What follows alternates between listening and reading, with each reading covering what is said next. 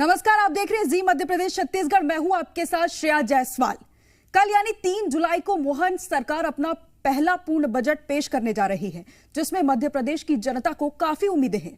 हाल ही में एमपी के वित्त मंत्री जगदीश देवड़ा का बजट को लेकर बड़ा बयान सामने आया था, जहां उन्होंने कहा था कि यह बजट जनता का है और जनता के लिए होगा। वहीं एमपी के आने वाले बजट को लेकर हमारे संवाददाता ने इंदौर के युवाओं से बात की और जाना क्या है मोहन सरकार के पहले बजट से युवाओं की उम्मीद।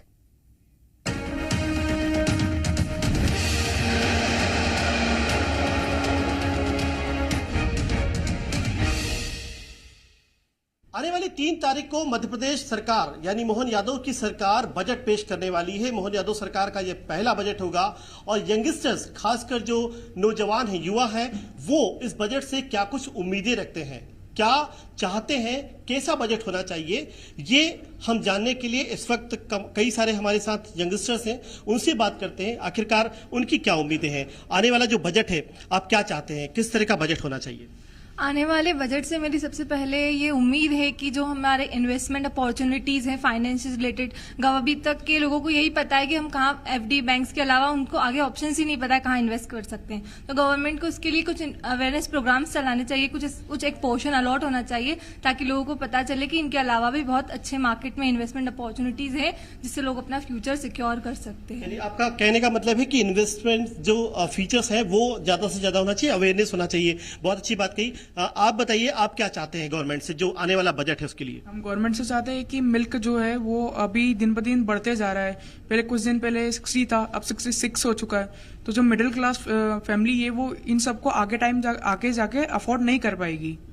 बिल्कुल, ये देखिए रोजमर्रा की चीजें हैं, मिल्क जो है वो हर दिन की जरूरत है। आप बताइए क्या चाहते हैं, कैसा बजट होना चाहिए। जैसे कि अभी हम देख रहे हैं कि इंदौर एक डेवलपिंग सिटी है, बहुत सारा डेवलपमेंट हो रहा है यहाँ पे। उसी के साथ साथ अभी यहाँ पे कंस्ट्रक्शन चल रहा है मेट्रो का। तो सबसे बड़ा कंसर्न ये आता है कि जो डिफॉरेस्टेशन हुआ है, जो हमारे एनवायरनमेंट पे इम्पैक्ट आया है, जो हमने समर के टाइम पे देखा, अभी इतना ज्यादा टेम्परेचर बढ़ा है और हमने बहुत ज्यादा तपन देखी है अपने समर के टाइम पे। तो सबसे बड़ा मेरा गवर्नमेंट से यही रहेगा कि वो एनवायरनमेंट पे फोकस करे और ज्यादा पेड़ पौधों पे भी फोकस करे। बिल्कुल, ये बहुत अच्छी बात है क्योंकि एनवायरनमेंट पर जनरली गवर्नमेंट्स जितना खर्च करना चाहिए एक्सपेक्टेड उतना नहीं होता है और यही वजह है कि फिर ग्लोबल वार्मिंग जैसे इश्यूज आते हैं। और फिर जिस तरह से इस बार गर्मी के मौसम में गर्मी बहुत ज्यादा पड़ी है और जिस तरह से लगातार क्लाइमेट चेंज होता जा रहा है, उसकी वजह से प्रॉब्लम्स खड़ी होती जा रही हैं। तो बजट में उम्मीद है और खासकर नौजवान जो चाहते हैं कि इस बजट में पर्यावरण को लेकर भी जो चिंता है उस पर भी बजट होना चाहिए। आपको क्या लगता है, किस तरह से इंदौर शहर की सूरत होना चाहिए, क्या कुछ लगता है गवर्नमेंट से, क्या उम्मीदें हैं आपको। मुझे गवर्नमेंट से 3 मुद्दों पे रिक्वेस्ट है कि उस चीज़ पे फोकस करें। जैसे अभी इंफ्रास्ट्रक्चर डेवलपमेंट तो हुआ है, आवास योजनाएं भी बनी है जिसमें घरों का निवास स्थान जो वो सिटी से काफ़ी दूर किया गया है, बट उसके लिए जो ट्रांसपोर्टेशन व्यवस्था होनी चाहिए उसमें अभी मुझे कमी लग रही है। दूसरा, हम स्किल डेवलपमेंट पे अगर बात करते हैं तो अभी भी इंदौर में अगर हम स्किल डेवलपमेंट में जैसे फाइनेंशियल लिटरेसी का बोला मैम ने, सो फाइनेंशियल लिटरेसी पे अगर बहुत सारी सामाजिक संस्थाएं एक साथ मिलकर काम करें और ऐसे छोटे छोटे सेंटर, डिजिटल सेंटर्स क्रिएट किए जाएं ताकि उनके तक हमारा डायरेक्ट एजुकेशन पहुंच सके, क्योंकि मैं भी फाइनेंशियल एजुकेशन पे वर्क करती हूँ। थर्ड, अगर हम इंदौर को एक ब्यूटीफुल सिटी तो बना ही रहे, बट जो फ्रॉड्स अगर होते हैं फाइनेंस से रिलेटेड, उससे रिलेटेड कोई हार्डकोर कम्युनिटी हम क्रिएट करें जो कि इन चीज़ों पर ध्यान दे और बीच बीच में अवेयर करते रहे जनता को। तो इंदौर जो है वो स्वच्छता के साथ साथ फाइनेंशियल फ्रॉड्स जो हो रहे हैं उसको रोका जा सकता है। तो इसके ऊपर हमें वर्क करना चाहिए। आपको क्या लगता है कि महंगाई की जो मार है वो भी कहीं ना कहीं इसका इम्पैक्ट होता है, तो क्या लगता है कि महंगाई पर भी लगाम लगाई जाना चाहिए। देखिए, महंगाई को एकदम से तो लगाम नहीं लगाई जा सकती, बट हाँ अगर हम उस पर कार्य करना चालू कर दें, मेन महंगाई तभी लगती है जब रोजगार नहीं होता है। एक फैमिली पे 10-10 मेंबर डिपेंडेड होते हैं, एक जन कमा रहा है, 10 उसके अर्निंग पर डिपेंडेड है। सो अगर रोजगार ज्यादा से ज्यादा होगा तो जो पर कैपिटल इनकम है वो डिवाइड होगी और उसकी वजह से जो एक पर्सन के ऊपर महंगाई का बर्डन आ रहा है वो कहीं ना कहीं कुछ हद तक कंट्रोल किया जा सकता है। बाकी महंगाई के ऊपर ऑलरेडी गवर्नमेंट काम कर रही है। हमारी हर 2 महीने में जो इंटरेस्ट रेट मीटिंग होती है उसमें कंट्रोल करने के लिए हम कोशिश कर रहे हैं, बट अगेन थोड़ा हमें दूसरे एस्पेक्ट पे भी सोचना चाहिए कि हम रोजगार ज्यादा से ज्यादा कैसे क्रिएट कर सकते हैं। बिल्कुल, आप बताइए कि जिस तरह से लगातार अभी आम चुनाव हुए हैं हाल ही में, उसमें भी काफी बेरोजगारी और रोजगार देने के लिए बात की गई, कई नेताओं ने अपने बड़े बड़े भाषण दिए। मध्य प्रदेश में क्या लगता है कितना रोजगार है और क्या लगता है रोजगार की कितनी अभी संभावना है, क्या एक्सपेक्टेशंस? जैसे एग्रीकल्चर के मामले में एमपी काफ़ी आगे है, which is a good thing, but industrialisation is something जो ज़रूरत है एमपी को। जैसे बहुत बड़े हब बन चुके हैं बैंगलोर, पुणे, मुंबई, वैसे ही आई थिंक इंदौर या फिर इंदौर में कहीं भी एमपी में आई थिंक उन लोगों को इस पे ज़्यादा वर्क करना चाहिए। उससे जॉब अपॉर्चुनिटीज़ ऑब्वियसली बढ़ेंगी, जिससे रोज़गार तो बढ़ना ही है। बिल्कुल, जॉब अपॉर्चुनिटीज कैसे बढ़े इस पर भी सरकार को ध्यान देना चाहिए और बजट में इस अपॉर्चुनिटी को देखते हुए बजट का प्रावधान रखा जाना चाहिए। सर, आपकी क्या उम्मीद है? बजट सर्वजन जिसको कहना चाहिए एक सर्वजन हिताय सर्वजन सुखाय को ध्यान में रखते हुए बनना चाहिए। हमेशा जो बजट बनाया जाता है कहीं ना कहीं निम्न आय वर्ग को ध्यान में रख के जरूर बनाया जाता है, ये हमारी सरकार प्रयास करती है, लेकिन मिडिल क्लास को भी बजट से प्रत्यक्ष लाभ हो ऐसा प्रयास इस बार होना चाहिए। जैसे मेरा ये मानना है कि बहुत लंबे समय से जब से देश आजाद हुआ है देश में चुनाव हो रहे हैं सड़क, बिजली और पानी के नाम पर और ये समस्याएं लगातार बनी हुई हैं, तो क्यों नहीं बजट में इस तरह का प्रावधान किया जाता कि आने वाले चुनावों तक सड़क, बिजली और पानी की समस्याएं दूर हो जाएं। अटल जी ने एक बहुत अच्छी योजना जो प्लान में लेकर के आए थे कि क्यों ना हम नदियों को आपस में जोड़ें, जिससे जहां भी जल की कमी होती है वो ना हो, कहीं जगह बाढ़ होती है, कहीं जगह सूखा पड़ता है, तो नदियों को आपस में जोड़ करके उन्होंने बहुत अच्छी योजना लेकर के आए थे। तो कहीं ना कहीं ऐसी योजनाओं को अमली जामा पहनाने की आवश्यकता है। यदि मध्य प्रदेश के बजट की बात करते हैं तो मध्य प्रदेश निश्चित तौर पर, जैसा मैडम कह रहे थे, कि एग्रीकल्चर में नंबर 1 हुआ है, बिजली उत्पादन में भी नंबर 1 हुआ है। यहां पर हम सोलर एनर्जी को प्रमोट कर रहे हैं, लेकिन हमसे एक गड़बड़ यह भी हो रही है कि जहां हम सोलर एनर्जी को प्रमोट कर रहे हैं साथ ही हम मिनिमम चार्ज के रूप में उपभोक्ता से फिर से शुल्क वसूलना शुरू कर दिया है। तो कहीं ना कहीं ये मिनिमम चार्जेस पर अब रोक लगनी चाहिए। व्यक्ति प्रोडक्शन कर रहा है, व्यक्ति आपको सहयोग कर रहा है कि आपके पास एनर्जी का डेवलपमेंट हो और उसके बाद वो मिनिमम चार्ज भी पे कर रहा है, तो कहीं ना कहीं ये जिसको कहना चाहिए ना दोहरी दृष्टि हो रही है, हम देख नहीं पा रहे हैं इसको।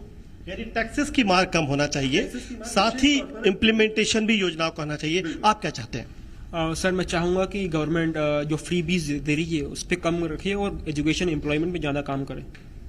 बिल्कुल, यानी जिस तरह से रेवड़ी बांटी जाती है, उनका कहना है कि वो कम होना चाहिए। आप बताइए, आपको क्या लगता है क्या बजट, कैसा बजट मध्य प्रदेश का होना चाहिए? अगर हम हमारे स्टूडेंट्स के ओपिनियन से अगर बात करें तो सारे स्कॉलरशिप सिर्फ रिलीजन और उनके कास्ट के हिसाब से उन्हें दी जाती है, सब एसटी को दी जाती है और हम ओपन कास्ट वालों को इतना नहीं मिल पाता है। मिडिल क्लास को आगे भेजने के लिए कुछ उनके लिए भी किया जाना चाहिए और जो आरक्षण होता है वो भी कास्ट को ना लेते हुए उनके फाइनेंशियल एड की जरूरत को देख के दिया जाना चाहिए। बिल्कुल, ये बहुत महत्वपूर्ण बात है। जिस तरह से बार बार ये सवाल उठता है कि क्या जरूरतमंद लोग कौन होना चाहिए और किस तरह से उसका आरक्षण या छात्रवृत्ति या स्कॉलरशिप का फायदा मिलना चाहिए, आपको क्या लगता है, क्या कहेंगी, क्या उम्मीदें आपकी? आने वाला जो बजट है उसमें मैं चाहूंगी कि जैसे टैक्स की जो छूट है आम जनता को वो मिलनी चाहिए। जैसे आने वाले पिछले 2-3 सालों से घर के जैसे टैक्स हैं उनमें बहुत ज्यादा बढ़ोतरी हुई है। जो प्रीमियम हम लोग पहले 8 से 9,000 10,000 तक पे करते थे, अब वो 12,000 15,000 तक छूट जाता था, तो वो थोड़ा कम होना चाहिए। EMI में हमें छूट मिलनी चाहिए उसमें। और फ्यूल के भी दाम बहुत ज्यादा दिन पे दिन बढ़ते हैं, तो उसमें भी कहीं ना कहीं कमी होनी चाहिए इसमें, तो गवर्नमेंट को इसमें विचार करना चाहिए। यानी पॉकेट कैसे हल्की हो, पॉकेट पर ज्यादा बोझ ना आए, ये भी गवर्नमेंट को देखना चाहिए। इस बजट में ये महत्वपूर्ण उम्मीद है। आपको क्या लगता है, क्या उम्मीद है आपकी? सर, मेरी उम्मीद है कि वो जो बिजली बिल बहुत ज़्यादा महंगा होता है, एक तरफ सरकार बोलती है कि आप सोलर प्लांट लगाइए और बिजली को उत्पादित कीजिए, लेकिन जो लोग सोलर प्लांट लगाते हैं उनसे भी फिर बिजली बिल के नाम पे पैसे क्यों वसूले जाते हैं मिनिमम चार्ज के नाम पर। तो ये वसूली जो होती है टैक्स के नाम पर, ये कहीं न कहीं भारी पड़ती है निम्न मध्यम वर्गीय या अपर मध्यम वर्गीय परिवारों में, ये खासकर एक बड़ा भार पड़ता है। आपको क्या लगता है, कैसा बजट, आपकी क्या उम्मीद है? मेरा ये ओपिनियन है कि जो एंट्रेंस एग्जाम टेस्ट होती है उसके रिलेटेड, जैसे अभी नीट का फ्रॉड हुआ, तो आने वाले टाइम पे लोगों को कितना प्रॉब्लम होगा डॉक्टर का। जैसे तुम फ्रॉड करेंगे तो आने वाले टाइम पे एग्जाम्स और देंगे स्टूडेंट, तो उनको कितना प्रॉब्लम होगा। जो पढ़ाई करके वो एग्जाम्स लिखता और ऐसा फ्रॉड हो तो कितना प्रॉब्लम होगा। बिल्कुल, फ्रॉड की वजह से जो लोग, जरूरतमंद लोग हैं, वो कहीं ना कहीं सफर होते हैं। आपको क्या लगता है? सर, मैं EMI पे बोलना चाहूँगी, ताकि जिससे मतलब घरों, मतलब जो आम जनता है वो घर खरीदने में उनको बहुत दिक्कतें आ रही है, तो वो थोड़ा कम होना चाहिए और बहुत ज़्यादा बढ़ रही है, ताकि जिससे समस्याएं हो रही है सर। बिल्कुल, यानी जो रेट ऑफ इंटरेस्ट है वो जिस तरह से लगातार बढ़ता जा रहा है और इसलिए होम लोन या हाउस लोन किस तरह से और सस्ता होना चाहिए, किस तरह से रेट ऑफ इंटरेस्ट कम होना चाहिए, इस पर भी लोगों की उम्मीदें, आपकी उम्मीदें बताइए। सर मेरा तो ये कि कहना है कि फ्यूल से रिलेटेड जितने भी मतलब ऑप्शंस है उस पर उसको जीएसटी दायरे में लाना चाहिए, क्योंकि फ्यूल से ही सारी महंगाई है। फ्यूल कम होगा तो अपने आप ही महंगाई पे कंट्रोल होगा, तो फ्यूल पर सरकार को सबसे पहले काम। मध्य प्रदेश में तो लगता है और भी ज्यादा दाम है इसके। हाँ, और एमपी में तो सबसे ज्यादा दाम है। फ्यूल और इलेक्ट्रिसिटी एमपी में बहुत महंगी है, इस पे गवर्नमेंट को सबसे पहले काम करना है। बिल्कुल, आपने देखा कि यहाँ तमाम सारे युवा थे जिनका अलग अलग मत था, काफी महत्वपूर्ण जानकारियां भी उन्होंने साझा की हैं और किस तरह से इस बजट को लेकर उनकी उम्मीदें हैं ये भी साफ तौर पर दिखाई दे रही हैं और किस तरह से इन तमाम बातों को बजट में शामिल किया जाना चाहिए, ये आम जनता की, आम युवाओं की राय है। कैमरामैन मनीष मक्खर के साथ पुष्पेंद्र वैद, जी मीडिया, इंदौर।